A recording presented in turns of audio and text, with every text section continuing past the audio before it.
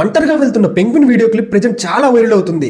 Actually ఇది 2007లో వచ్చిన encounters at the end of the world అనే డాక్యుమెంటరీలోని ఒక ఓల్డ్ క్లిప్. తన గుంపుతో సముద్రం వైపు వెళ్లకుండా సడన్ గా రూట్ మార్చి ఎవరు లేని మంచు పర్వతాల వైపు 70 కిలోమీటర్స్ ఒంటరిగా నడుచుకుంటూ వెళ్తుంది. ఆ డాక్యుమెంటరీ తీసిన డైరెక్టర్ వెర్నర్ హెర్జోగ్ ఈ దృశ్యాన్ని చూసి ఆశ్చర్యపోతూ బట్ వై అనే క్వశ్చన్ రైజ్ చేశారు.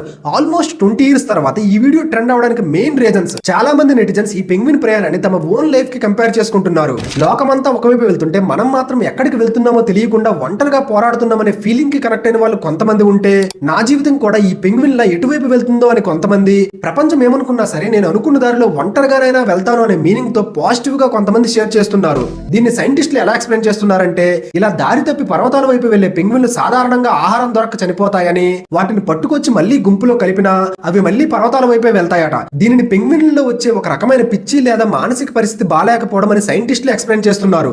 యూట్యూబ్ లో ద డిప్రెస్డ్ పెంగ్విన్ అని సెర్చ్ చేస్తే 2 minutes 37 seconds emotional video available గా ఉంది.